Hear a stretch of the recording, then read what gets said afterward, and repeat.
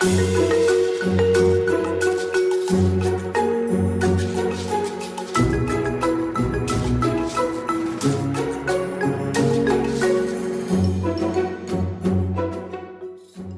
to another episode of Problem Busters. And of course, I'm here with Jonathan. How are you, my friend? Very good, Ollie. How are you? Yeah, not too bad, thanks. I was a little bit late today, so I think I should just put my hand up for that and say, always pay attention to your calendar reminders, people. So thank you for keeping waiting, and especially to our guest this evening. So tonight we have product leader Jason Knight, who is the host of podcast One Night in Product, clever name that, and also product director at DueDil. Welcome. Thanks for having me. Nice to meet you. Well, I met you before, obviously, Ollie, but nice to meet you both on this fine evening and had a good week. Brilliant. So, what we generally start with is a bit about you. Give us a little bit of a background to Jason, and feel free to weave into it why on earth anybody would go to all the trouble of starting a podcast. Obviously, don't need too much about that because you've got your own, but the podcast itself, it's been an interesting ride. But if we kind of go back a bit before that, I've been living in London for the last 20 odd years, slowly moving further and further out into the suburbs as I get older and have a bigger family. I started out actually working for a number of years in a really big corporate, like literally 19 years in big corporate life, working for a big German market research firm, working across sort of operations and analytics, and then moving into development, and then sort of product ownership, and then product management. And then the last 2.5 years now, I've been in more startup land, still B2B, but obviously very different kind of vibe that you get from going from a 10,000 person multinational company to a small urgent startup. So that's definitely been an interesting part to an interesting movement in my career that maybe I wouldn't have expected a few years ago. One of the things that I've really done and tried to double down on over the last few years is really go on that kind of growth learning journey as well. Very easy to kind of go stale in a big corporate company where you can kind of just dissolve into the machine. And I've never really wanted to do that. So I've been on a bit of a growth journey myself, trying to learn stuff and collaborate with people and understand things that I didn't understand before, which obviously sounds really tedious and cliche, but it's actually been really interesting. And actually the podcast that I do is kind of a natural extension of that, because it's really a good chance for me to be able to talk to interesting people, some of which I frankly have no business being able to talk to. These are popular, in some cases, famous authors and thought leaders, but also some of the more day-to-day practitioners and sort of up-and-coming product leaders and stuff like that. And every single person from one end of that scale to end of that scale, there's always an interesting story or a perspective or something that you didn't know before you started. And for me, that's really been the biggest part of it. I mean, I love sharing the stories, and obviously I'm as much an attention seeker as anyone else, but I just find it a really interesting journey, and it's been really fulfilling for me as well. What would you recommend to someone who's sitting there listening thinking, I probably could start a podcast? Where would you tell them to start? They absolutely could start a podcast. I mean, if I can do it, anyone can. I mean, I sat there August last year, never having done a podcast, never having done any kind of radio or anything in the past.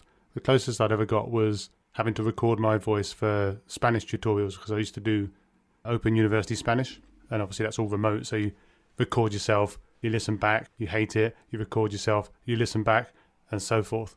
And that was exacerbated by the fact that, of course, it was in a language that I was learning, so it sounded pretty clumsy as well. A natural candidate, certainly in my own eyes, to start a podcast. But actually, as with most things, and this is maybe the product manager in me coming through, is I just recommend just go for it and try it. Buy a cheap microphone. Definitely don't rely on your laptop mic, because you'll be very unhappy with the quality. But I think my first mic that I picked up for podcasting was like £30 off of Amazon, some cheap off-brand thing. Plugged it in and just went. And I definitely don't think that I'd go back and listen to those podcasts all the way through now, like my initial episodes. I mean, I'm sure they're fine, but I've definitely developed as I've gone. But to be honest, I think if I'd have just sat there, I don't know even what I'd have done, but like to try and get perfect at that from the beginning, I just think it would have been a long, depressing journey and probably wouldn't have ever got anywhere. So as with anything in product management and sort of lean startup terms, test and learn and iterate and just try it out, see if you like it, and if it's going anywhere, you can keep moving in that direction. Yeah, and similar story to me, really. 5 years ago, I had a lapel mic, a mix, and we used to meet in person. Do you remember those days? And Yeah. and I had a mixer that I bought from a church on eBay secondhand from somewhere like Leeds, and a couple of lapel mics plugged into it. I had no idea what I was doing with levels, and often I would come out way too far to the left of the room or the right, and I didn't know why. And then I eventually got to the stage of lockdown driving us to laptops plugged into microphones, and one day Jonathan said, maybe you should just buy this one. And it wasn't expensive. That was like, £68 or something like that. And thank you for having the listeners' ears in mind, Jonathan. Yeah. But I think it's actually really interesting these days with lockdown. I mean, obviously, there's a number of negative implications that, weighed loads of negative implications. But from a podcasting perspective, loads of people are just sitting at home. Like, they're not going out. Everyone's used to just collaborating remotely at the moment.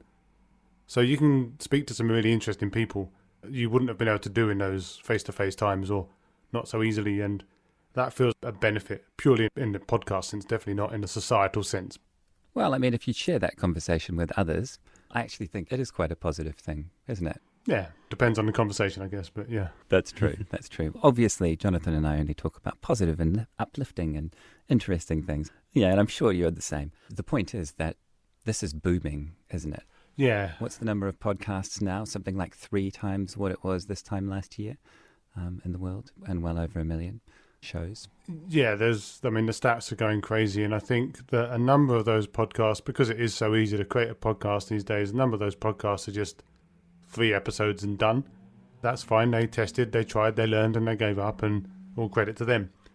But even the ones that are left, there's still a rather large number of podcasts sort of vying for your ears, and that doesn't make it easy to cut through. And I'm sure this will be something that you encounter as well. Like, actually getting into people's ears can be kind of tough. You have to try and differentiate yourself, or go big on publicity, catch a wave or something like that. So I think on the one side, it's really positive to be able to just set up a podcast and go.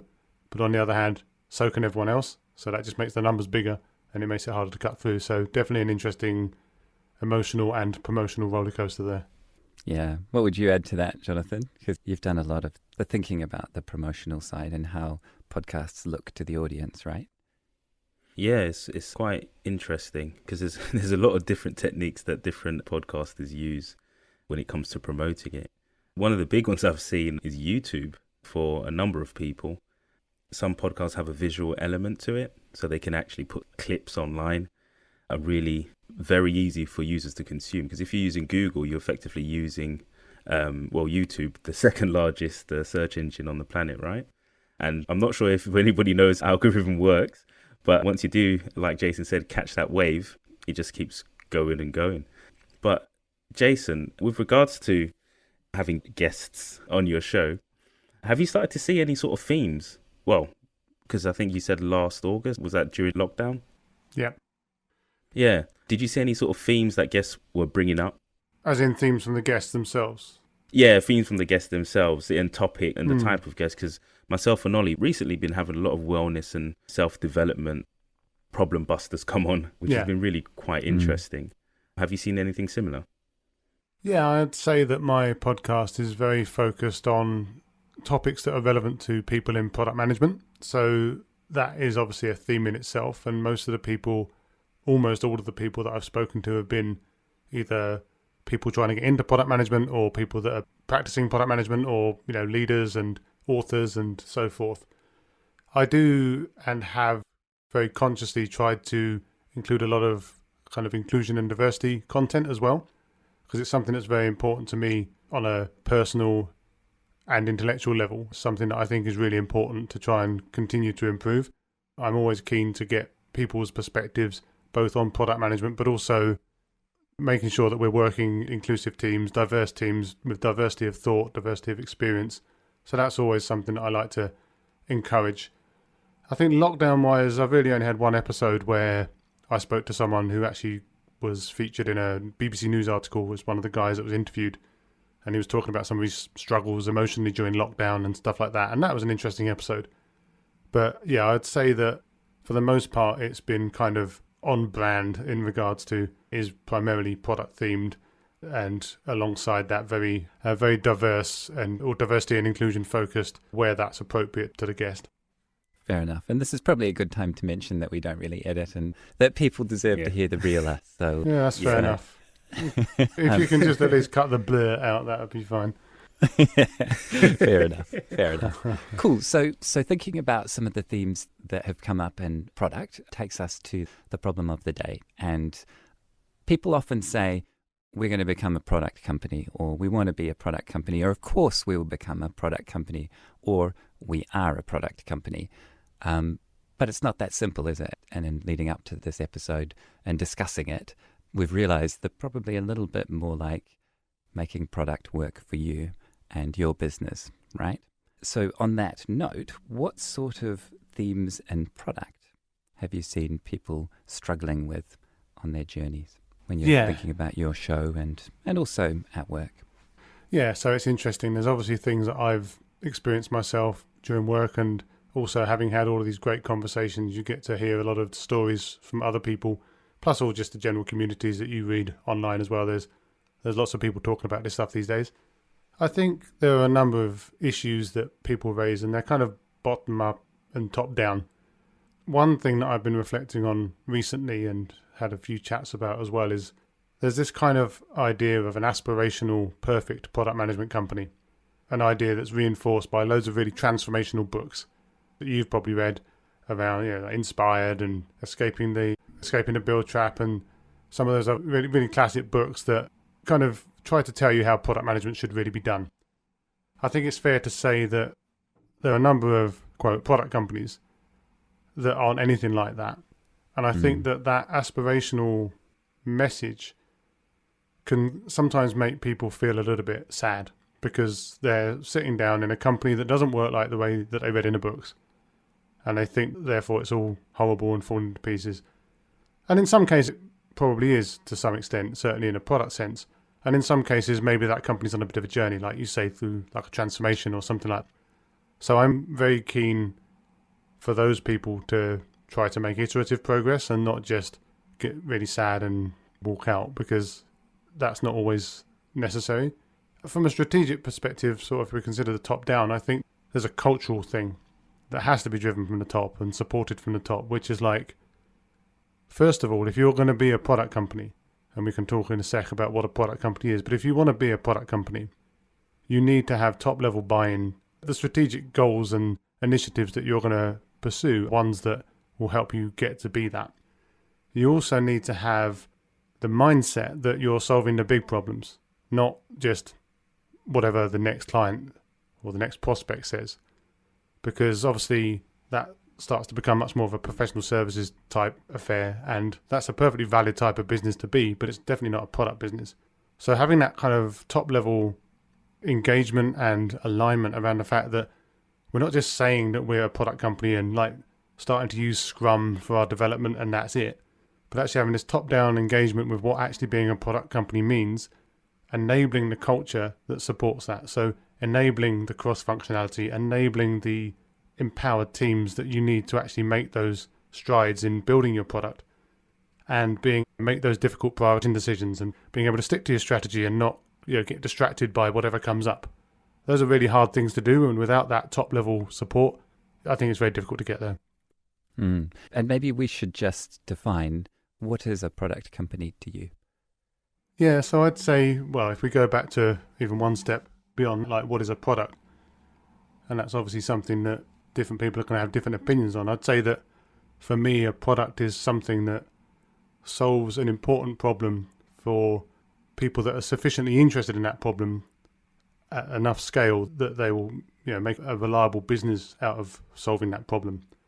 Probably slightly clumsily put, but the basic point is you're solving a problem in a scalable way, and you're solving it for as many people as possible and trying to win in a market, not just hitting the needs of individual people as they come up. So a product company is a company that is very much focused around that as a need. And obviously the opposite of that is more an agency type company, like a professional services type company, where you're sitting there You're taking the engagements from clients, direct requests. You're kind of doing everything in order. Everything's more of a project, fixed scope, fixed cost. And, you can obviously have some elements of agile development in there, I guess, in some of these companies, but the engagement terms are very different. So a product is something that you buy and everyone can buy basically the same thing. And professional services is much more around buying something that's been customized for you.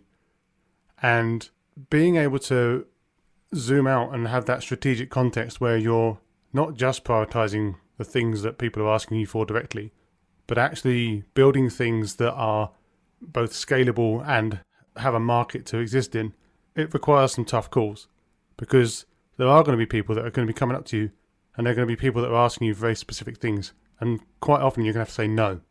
And that has to be okay. Because if that's not okay, then you're very much sliding back to the natural gravity of professional services agency models, which again are perfectly valid, but they're definitely not a product company. Yeah, and it's interesting, the first product manager I ever worked with, who may actually be listening, you're a good man.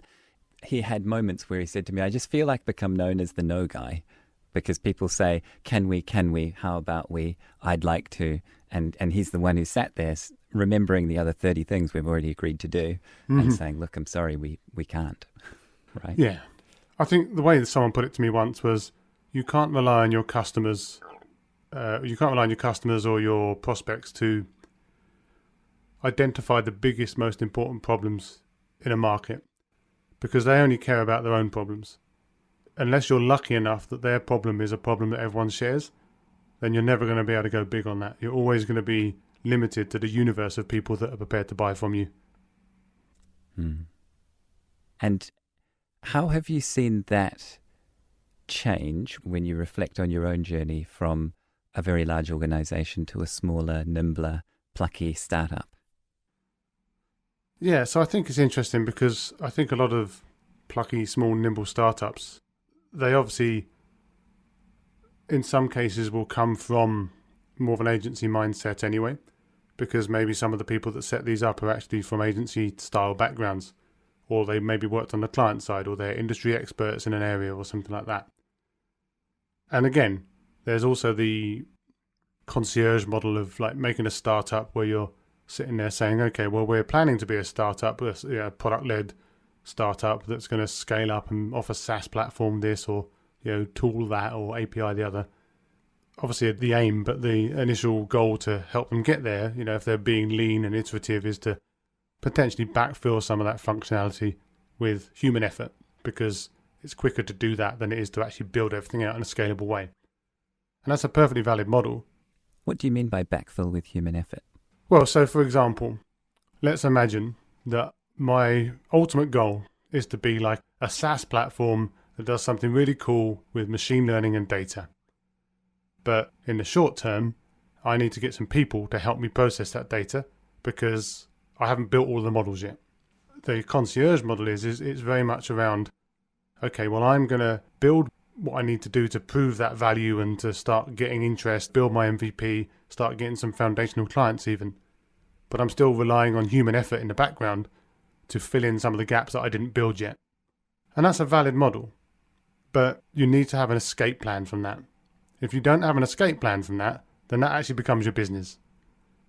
I think that it's very tempting once you get like a bunch of clients on board to just keep doing what you're doing and forget that mission. And that can be tough then to get away from, because after a while then you have commitments, you have contractual commitments, you have clients on the hook, you've got a business or you've got an offering that you can sell.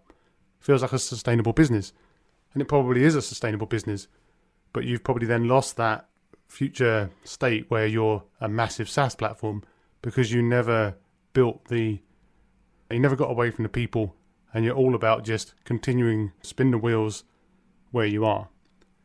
And what that effectively leaves you is kind of somewhere in between. So I think that it is not unknown for companies to start out like that. I just think they always need to have that kind of vision and focus on the fact that that should be a temporary state, because if they're going to go big, they need to be scalable. And it's very difficult to scale people unless you just get loads more people. And obviously that then has a unit cost attached to it. Yeah. And it is quite a different mentality, isn't it, between a large organization speaking from my own experience, where the number of people in the organization is similar this year as it was to last year, compared to an aspirational, smaller organization, which will double in people by the same time next year, as I've experienced in the last 12 months, because the way that we think about things is completely different. Everything needs to be fine-tuned and adjusted, and tools need to be replaced and processes need to be updated, and people that didn't used to exist in the business are now there and need to be involved in the conversation, and there's a lot of change going on in order to scale, isn't there? There is, but also when you're scaling with people and you're requiring individual human effort to do stuff, I mean, again, it's absolutely fine. Your rate of progression will be linear because each individual person, more or less, can do roughly the same amount of work. So when you're scaling and when you're adding people, what you want are people that are going to enable you to, make that an exponential thing by multiplying their efforts out, by getting people that can build the things that are going to make you be able to attain that level of growth. And if you're not doing that and you're stuck on the linear track, that's, again, a completely valid business model, but it's very different. And I'd argue that you're not really a product company if you're relying on human effort to keep things moving. You'd be better off spending that money and kind of time with people to get the people that can actually accelerate a growth rather than everything being linear. Or perhaps recognizing that it's a partner-based business with 25 partners and it's a service, as you say, professional service business. And then just do that and don't worry about trying to be something that you're not. Again, there's nothing wrong with that business model. It's just different. Yeah, and just from experience of working with you, Jonathan, and seeing service delivery in action, there's never enough people to get all the work done and to service customers in the level you want, right? So I've observed you and your team putting an awful lot of effort into automating and building process, right? Yeah, that's being part of the whole service delivery. I think that's one of the key things that I tend to focus on as well is, to touch a point that Jason said earlier, was getting the right people in to help automate and build out and sort of get you out of that initial model of, okay, I'm just going to backfill with human resource, right? Getting the right people in who can then, well, lack of better words, build what I want them to build or automate stuff to get us out of whatever needs to be done, whether it be automating just very simple processes that seem to be quite time consuming and things like that. So you don't eventually have to hire somebody else. You can say, oh, you know what? This thing used to take maybe a few hours a week. Since we've automated it, it would take a few minutes now, right? We just run a script and here we go. So yeah, I was just taking in what Jason was saying and sort of applying to it to, oh yeah, I've been there, I've seen that, yeah. No, it does make sense. It does make sense. Some people will be listening and thinking, but I like my spreadsheet. And that's fine. And sometimes it's not even worth automating things depending on like how often you need to do them. But I think for me, I've always been rather a passionate automator, always trying to make things more efficient. So like I started my career pretty low down the chain. I was working in a call center for a while, then slowly moving up through kind of support and then IT operations. And I've kind of been around long enough to have had a variety of different jobs on my career journey. What I've seen at every point along the way, and maybe part of this is just because of the big corporate company that I was working for, is inefficiency everywhere. And you're right, there's always been the ability to make simple tasks, but there's also now the ability to make quite complicated tasks as well. And we should absolutely strive to do that. And any company that wants to be a product company, wants to be a scalable SaaS company or along those lines, is like they can't rely on people to turn the handle on that. So imagine if like every Gmail message had to be routed like the old telephone switchboards back in the olden days. You could do it, it would just never scale. And that's effectively the equivalent of what some of these companies are ending up in, because they never escape from that gravity of having to have people to do everything. And that remains then professional services agency, and all power to them, but they're never going to scale. And you know, something that's really interesting is a lot of people would say, don't you have to make an amazing product and sell it to someone else to be a product company? And what you're actually saying, I think, is that there are plenty of things within the organization that can be productized and automated in order to scale faster. in order to become product-led business. Yeah. Yeah, I mean, obviously, 1 second. Sorry, I had to cough there.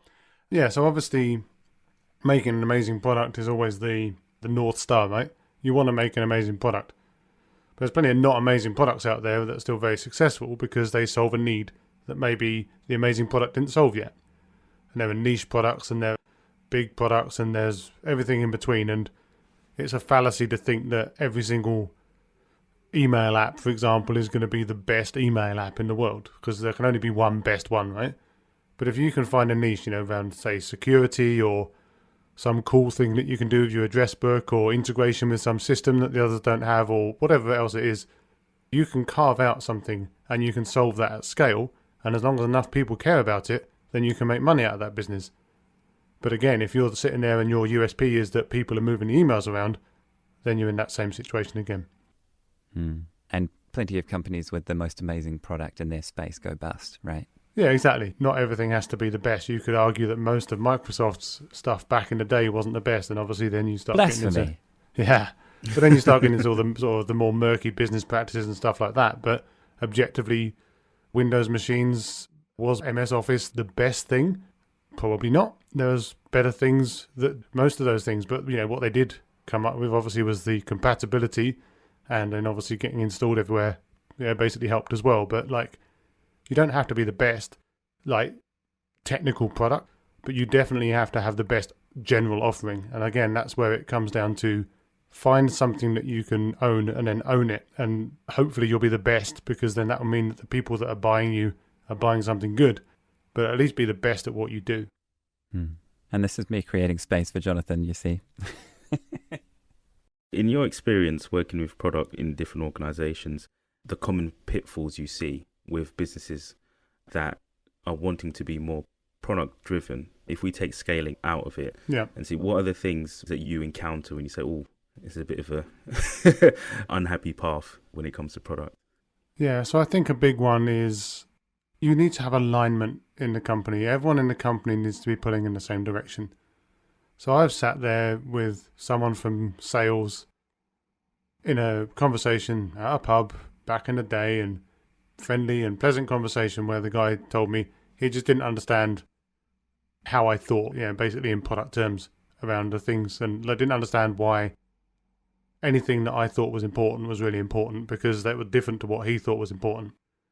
And again, there's no reason for him not to think that, but the fact that existed within a company is disconnect, and there shouldn't be a disconnect. And I think that when you start seeing those disconnects between different parts of the company, like a product team that's obviously wanting to make good product decisions, a sales team ideally should be making good sales decisions to sell that product, customer support teams, customer success teams obviously supporting people to use that product in effective ways, marketing, coming up with a great product marketing to get that out into the market. If those people aren't aligned, or worse still, even kind of rewarded differently or rewarded to a different set of criteria because there's no actual alignment or behind the product, then that's a big red flag, because it means that you're going to be pulling in different directions and disagreeing with each other on what's important. So that is a bit of a red flag. Another thing that I've seen is people, for example, in the product team, I include myself in this as well from the past, and definitely not proud of it, but almost referring to the commercially focused part of the business as quote unquote the business. And this is something I've chatted about a few times recently. It's like, we're all part of the business. If we feel that the business is a separate part to the product organization, then there's a total disconnect and the organization is dysfunctional. So that is something that needs to be bridged. We all need to be on the same page. And that's not just that everyone has to come to product and drink the product Kool-Aid. It's a two-way thing. I said earlier about the books and the aspirations. I mean, obviously there are kind of product norms that you would hope that people could stick to, but you don't have to be all the way in those books. Depending on the organization and depending on the type of clients you have or the type of users that you have, there's always the chance for that needle to be not 100% in those books. Maybe somewhere in between those books and the complete opposite of those books. So trying to find that equilibrium and a way to get the best of product thinking in there at the same time as actually supporting the business and the people in the business and the functions within the business, I think is really important, and definitely something that I've desperately been trying to do in my current role, is to make sure that that alignment is across the board and that we're not kind of fractured, because as soon as you're fractured, you're not necessarily dead, but you're certainly struggling. Yeah.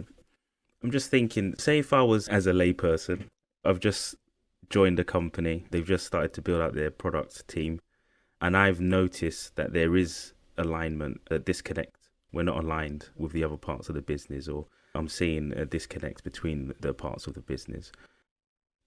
What is the most effective way to align different parts of the business to be more, I wouldn't want to say product focused, but sort of understand, be all on the same page when it comes to dealing with product and the products that the company offers out?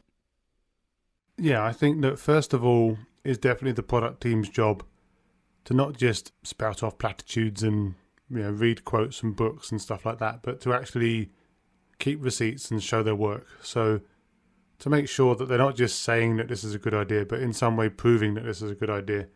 Now that could be the smallest proof possible, a small initiative that they do in a certain way, or some experiments that they run really quickly to demonstrate the proof or the disproof of a hypothesis that they had, or something like that.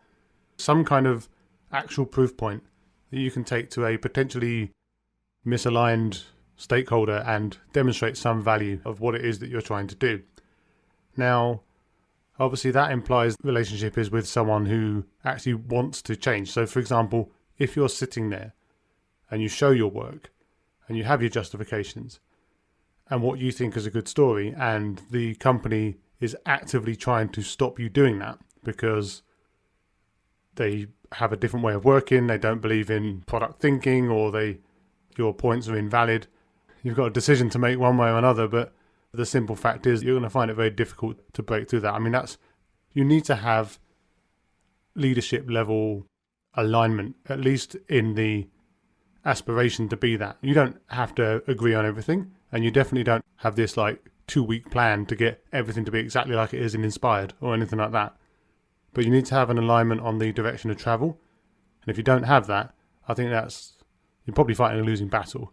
If you do have that, then it's just about, like I say, showing your work, keeping your receipts, making sure that you document things, you can show the outcomes that came from the decisions that you made, the experiments that you tried, the prioritization calls that you made. And hopefully, step by step, you can start to shift opinion in your favor. Because if you can't shift that opinion, you're again kind of fighting a losing battle. It's quite amazing how difficult it is for a group of leaders in any business to all get along all of the time, isn't it? And it's a wonderful thing when they do. It is, but again, people don't have to get along. I mean, it's obviously nice if they do. They don't have to be best buds or anything like that. And I think also they don't even have to agree on everything, indeed on most things. You don't get leaders in the room to just sit there nodding at each other for the most part. You want strong personalities. You want different points of view. You want devil's advocates and so forth.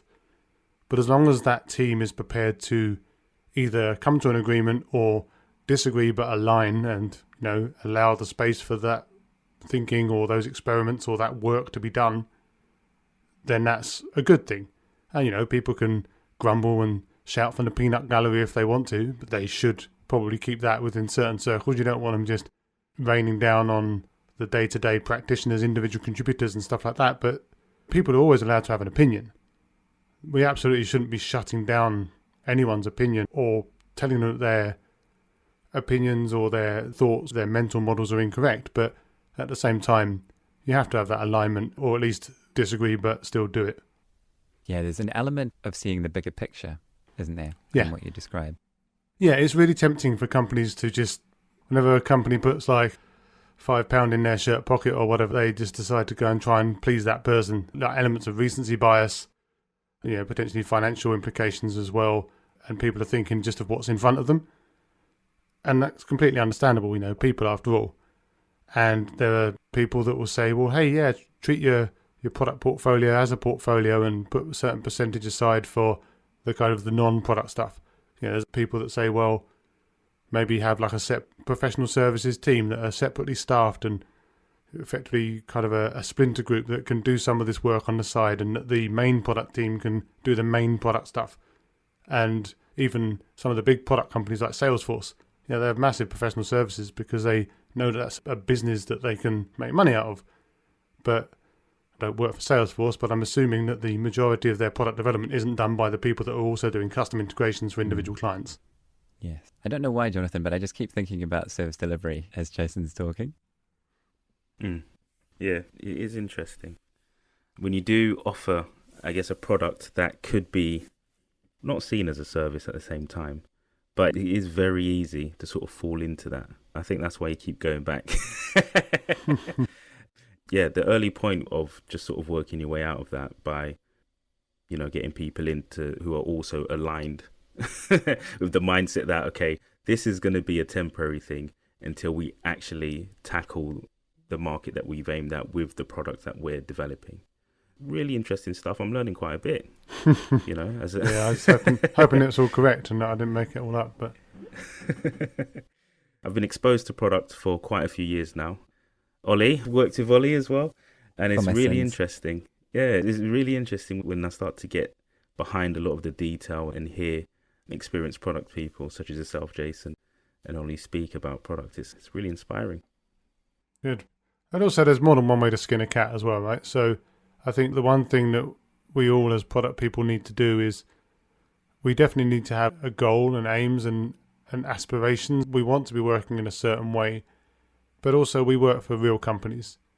Real companies have real needs and real different stakeholders and potentially politics and different points of view. And it's not just on the rest of the company to bend to our will. We have to be emotionally secure enough that we can go and have those conversations with them and demonstrate the benefits of this stuff and try and make incremental progress and not just get completely deflated if that doesn't happen. I think that's one thing that I'm really pushing on recently and talking about on my podcast and having chats with people offline around is like, the way I put it is like, better is better than not better. And that sounds dumb, but it's like, you only have to make incremental progress, and as long as you're going in a certain direction, then it's still better than not doing that.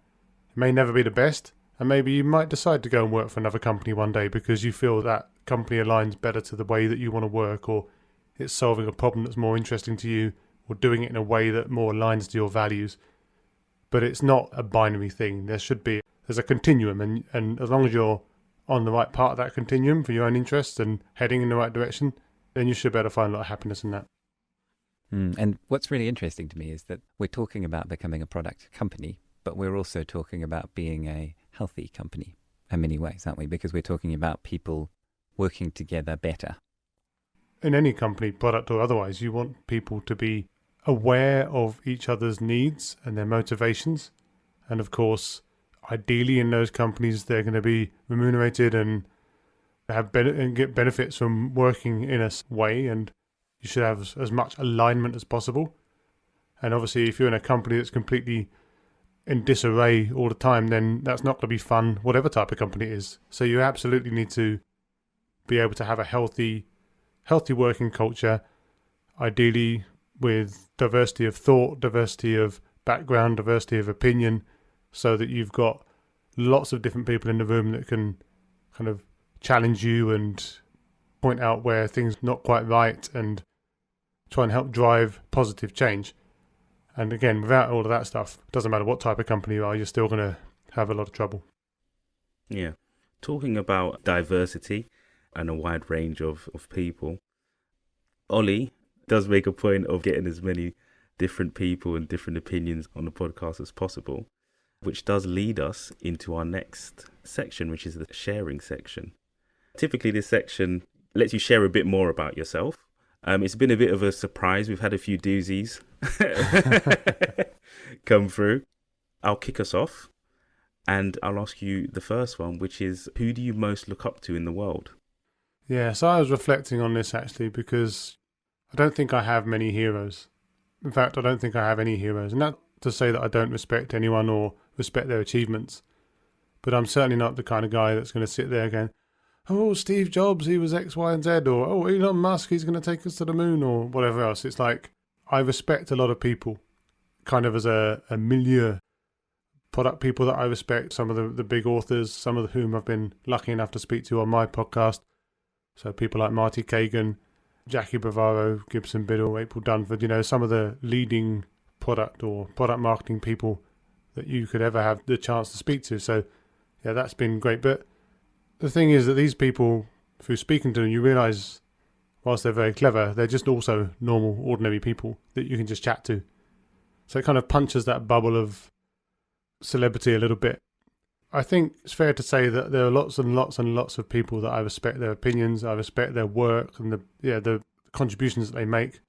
Anyone that will speak truth to power, for example. So people like Greta Thunberg, she's obviously really inspirational in a number of ways.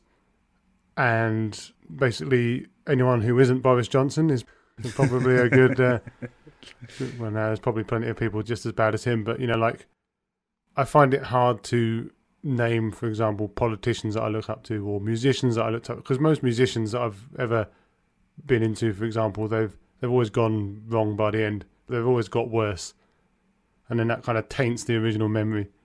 And books, sometimes someone can write a good book and then they can write a not so good book, and then it taints the memory.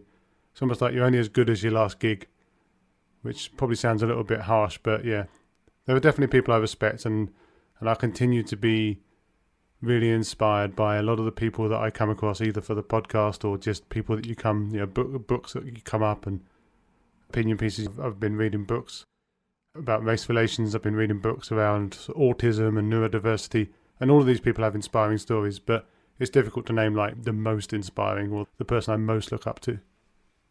Fair enough. What about the viewing world and the reading world? Have you got any books or films that jump out to you? Yeah, so I've actually been really slack on films recently, although I did see one on either Netflix or Amazon Prime, a trailer last night for some Sherpa film, which I'm actually pretty fascinated to look at, because I love the whole mythology and also obviously the practical aspects of like Mount Everest and climbing Mount Everest and all the scenery and stuff like that. So I'll probably watch that. But yeah, I've not really been watching many films recently. Book-wise, I mean, a lot of the books I've been reading recently, they're all, I'm living the cliche, the business books and the product books and stuff like that. So I'm currently reading Just Work by Kim Scott, which is all about defeating bias, prejudice and bullying in the workplace, which I'm about halfway through, so can't give you a full recommendation, but it's certainly been pretty solid so far. Empowered was a really good book that came out this year by Marty Kagan, talking about building product teams and product organizations. So again, really cliche to just be reading product books, but I do read a lot of those sort of books. So those two have been really solid.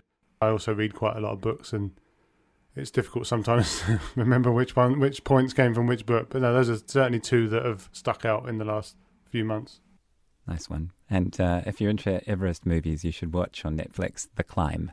That's a French movie, which is loosely based on a true story and is pretty hilarious. And also, there's a lot involved in climbing Everest. Who knew? Yeah, I've seen a bunch of documentaries, read the books. I'd love to do it, but I'm in no way capable of doing it. So maybe I'll just get some VR goggles or something.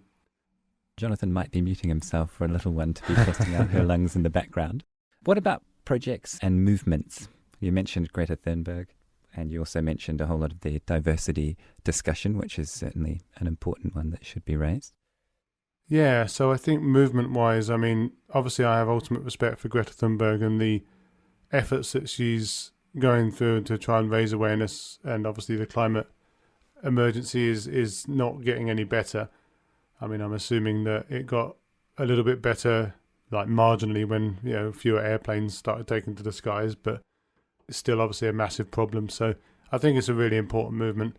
I think the Black Lives Matter thing was also really important, and obviously you have had the news out of Minneapolis or Minnesota the other day, which, whilst it doesn't make it any better, at least something happened about it for a change. But it's just like, I get really, really frustrated by a certain type of person who will just sit there and just try and turn everything round. As soon as anyone's being harmed, they immediately turn it round and A, say that person isn't being harmed, and B, accusing them of being attention seeking, and C, that actually the person that was doing the harming was really being harmed. And that whole thing is just disgusts me. So I think any movements, so again, like Lives Matter, like Me Too, like the climate stuff that Greta has been doing, I think those are very inspirational, because those conversations need to be had, and it's good that people are at least aware of them, even if there are certain sections of society that probably reacting badly against those, and I wish there was a way to cut through to those people as well. Yeah, that's quite interesting. I watched the whole Chauvin trial, actually, with an interesting watch. Because like you said, it was really interesting to see how the defense positioned themselves.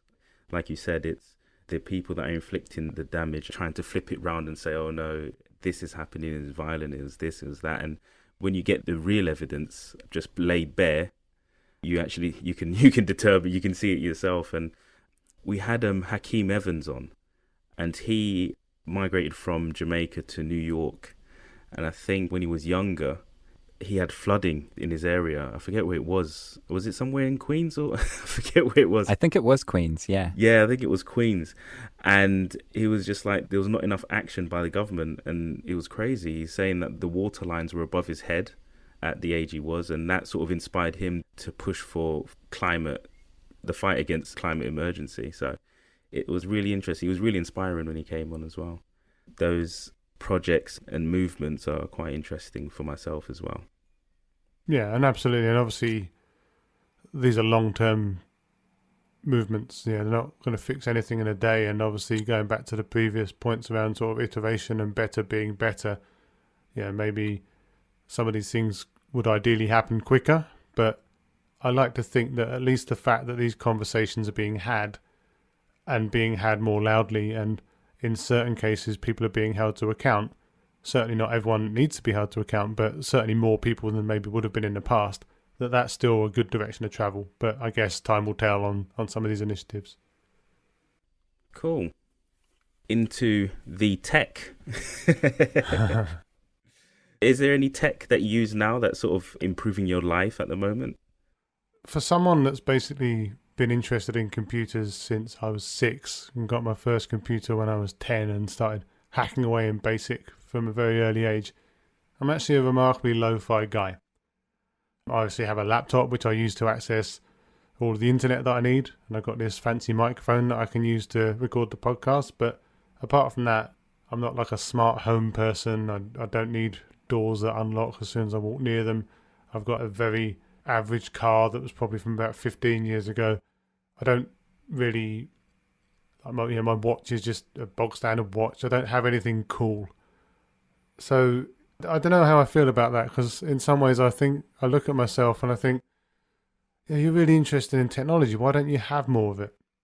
And obviously, objectively, I still have loads more than I did when I was younger, and obviously loads more than some people that would probably want some of the technology that I do have. But yeah, I think the stuff that's really making a difference for me at the moment, and it's going to sound like a cliche a little bit, I guess, but because I spend quite a lot of spare time doing the podcasting and stuff, like, there are quite a few good SaaS tools that you can use for that now.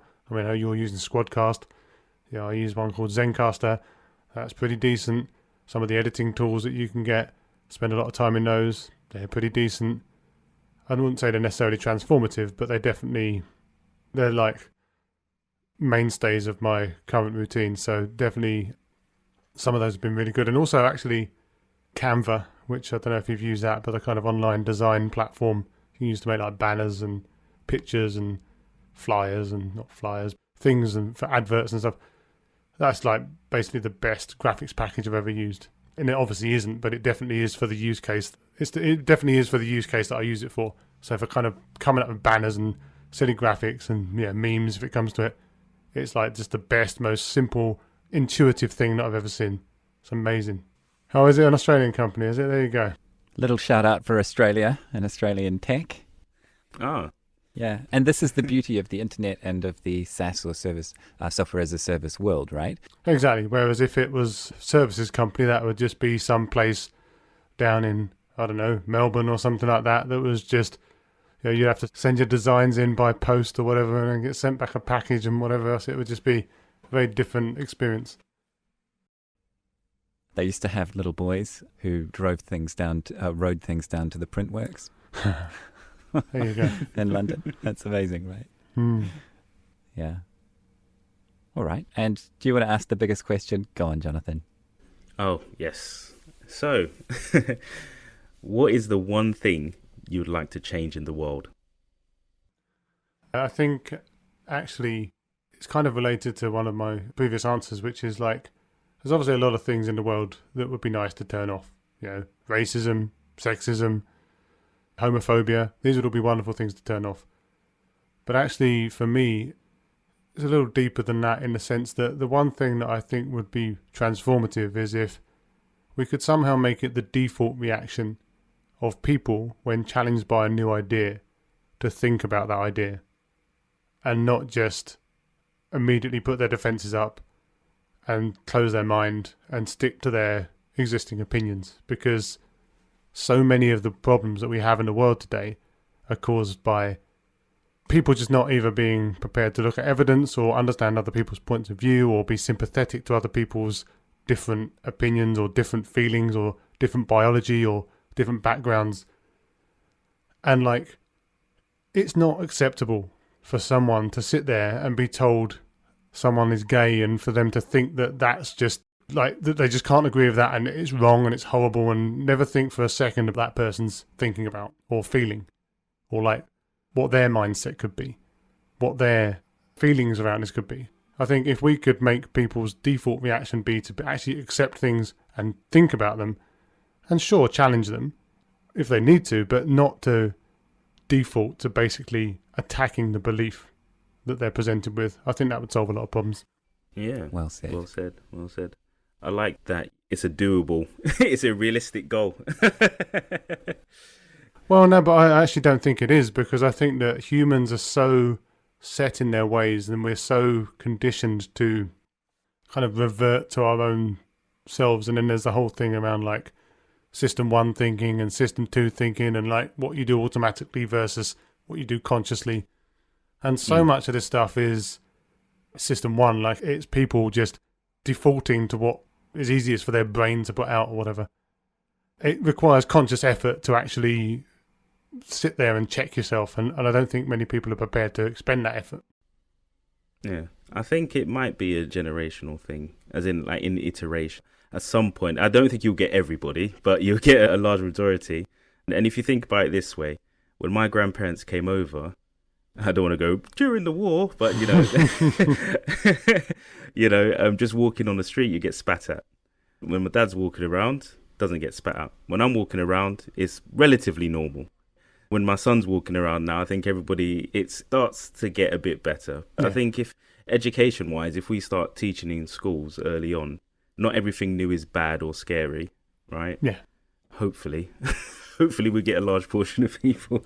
Yeah, like herd immunity or something. But like I definitely agree that it's better in the obvious ways, like as in, like you say, there's no ostentatious racism in the streets now, as you've just explained, but there's this kind of pernicious, under the surface racism that still lingers. Yeah. And obviously that manifests itself in different ways. And I guess you could argue that if people hide it, better. But at the same time, if it's just, for example, affecting hiring decisions or affecting opportunity for people, it feels that's probably still there. And people probably don't even get to admit it because they're not actively thinking these things, right? But they're still in the back of their mind. And that's when you start to get these fairly horrendous stories about, say, people with black sounding names and white sounding names with the same CV. Like the white sounding names get more interviews and stuff like that. And it's just like, this is one of those things, like, if you can take that data and show someone and they still sit there and say, oh, there's not a problem, then that is a difficult person to try and change, right? Because if you can take proof to someone and they still revert to the fact, what do you mean white privilege? I had a hard time growing up. It's like, oh, great, here we go. Or like the All Lives Matter crowd and stuff like that. It's just like, look, I understand that you had some struggles growing up and sorry about that, but imagine having those struggles and also being black and shouted at all the time in the street, like you said. And I think just people having the ability to actually understand other people's point of view And I appreciate that it's very ironic for me, a middle-class, middle-aged white guy, saying these things. But like, if people can just think of other people's point of view, I think it would be very helpful in that situation. Yeah. And also things will changing, right? Like statistically speaking, the world is not white.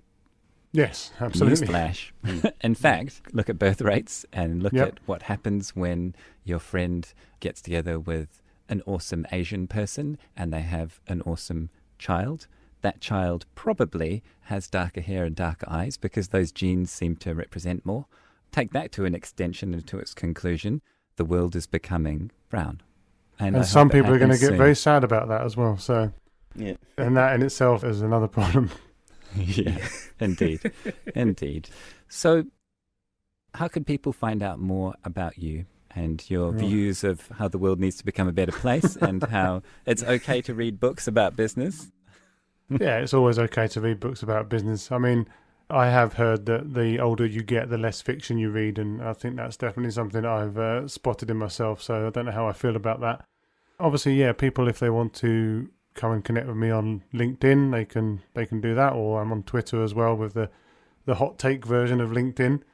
Don't know if you'll link those into the show notes or if I have to read them out. Certainly will, my friend, certainly will. And obviously I've also got the podcast website, www.onenightinproduct.com, where there's a bit about me, and there's also links to some of the stuff like my talks and things that I've done, but also obviously links to the 49 of my episodes that I've pushed out so far and any others that are coming before I wear out the keyboard and wear out the microphone and have to sit down and have a rest. 49 episodes. That is an achievement, isn't it? There's more to come. More to come. When does it become a habit? Oh, I think it's way past becoming a habit now. I think it's become some form of addiction. There was one point where I was putting out 3 episodes a week because I had such a backlog. As you know from editing this, is some effort. I'm trying to keep a lid on it as much as possible. But yeah, it's definitely... I think the thing with all of this stuff is, if anything, I've become addicted to just talking to people about this stuff, which sounds stupid because ultimately it's kind of like me relaxing by talking about stuff that I do at work. And that was actually how a lot of this started. It was like, oh, I was coming off the back of a week's holiday, hadn't worked for a week, thought it'd be nice to have a hobby. And the hobby that I came to rest on was like talking to people that do kind of the job that I do about the job that we do. So basically I'm an idiot. Humans are interesting creatures, no? What can I say? I'm just not very imaginative, I guess. It's been real. Thank you for being on the show. And no doubt we'll have you back on another day to talk about something else product related. Much obliged. Thanks very much for having me. It's been a pleasure. Awesome. And thank you for tuning in, folks. We look forward to seeing you next.